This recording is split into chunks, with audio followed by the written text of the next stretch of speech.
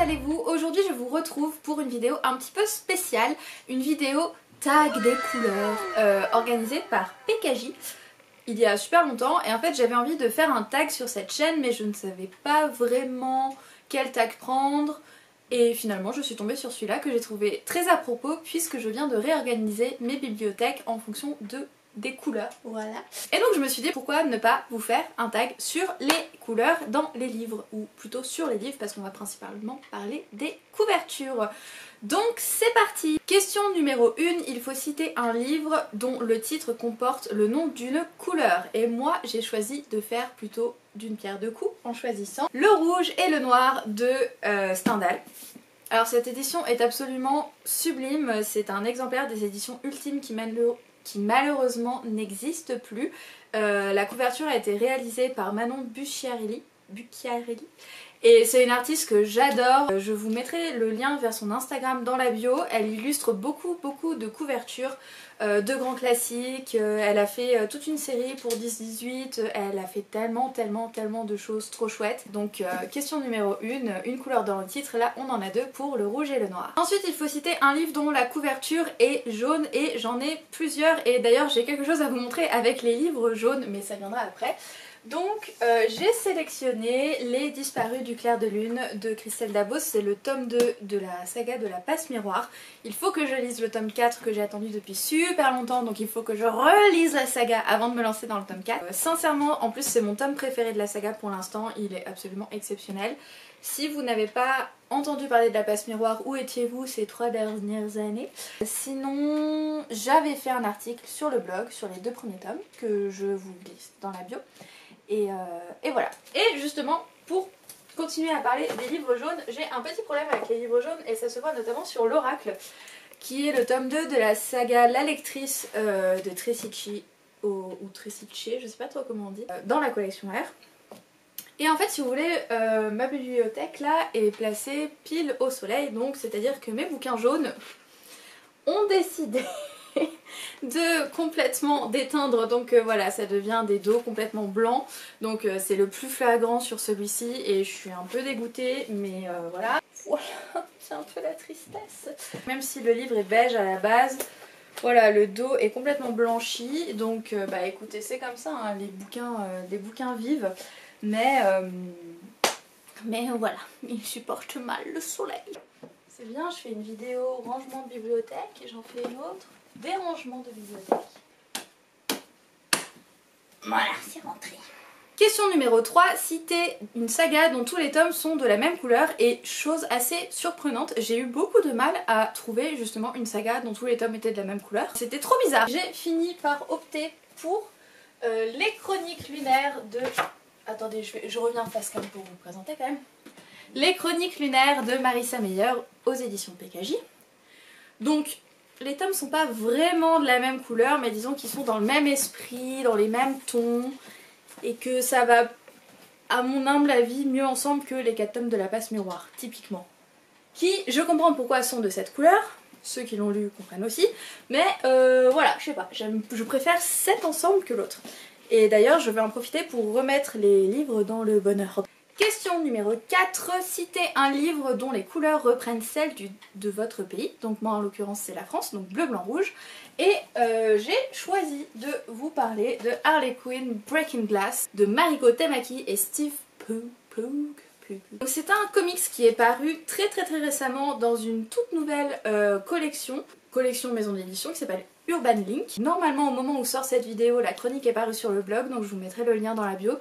Mais j'ai vraiment absolument adoré les dessins, le ton employé, l'histoire en elle-même d'Harley Quinn que je ne connaissais pas forcément, et ça c'est une version de l'histoire. On sait tous que dans l'univers des comics, il y a beaucoup de versions d'une même histoire. En tout cas celle-ci elle m'a beaucoup parlé, c'est très féministe, très engagé.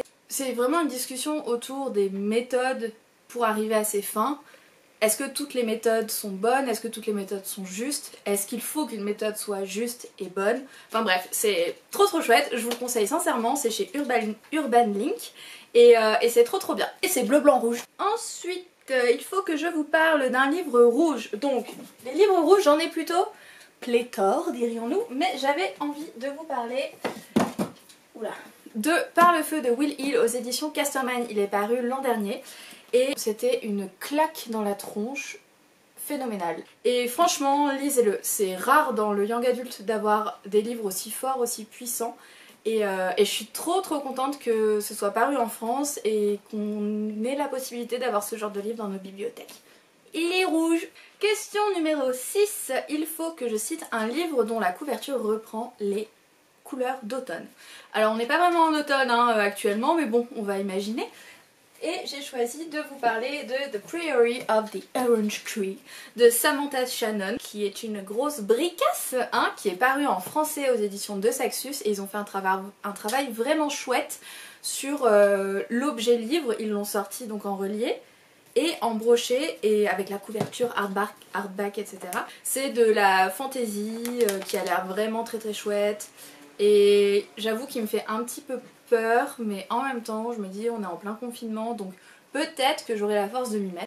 Question numéro 7. Quel livre comporte uniquement 3 couleurs sur la couverture? Et là je ne pouvais pas ne pas vous parler des éditions sublimes de la saga Shades of Magic de V.E. Schwab, qui est paru en français aux éditions Lumen, et dont les exemplaires de cette collection, donc c'est chez Tor Books en hardback.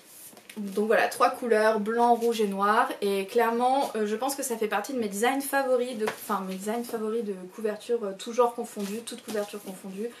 C'est vraiment un truc qui me parle, enfin je trouve ça magnifique et en plus ça va tellement bien à l'histoire, et l'histoire est tellement... Oh, voilà. Si vous le voulez en français, on est plutôt sur ce type de couverture. Quoi qu'il en soit, le contenu est aussi qualitatif, que vous lisiez en français ou en anglais.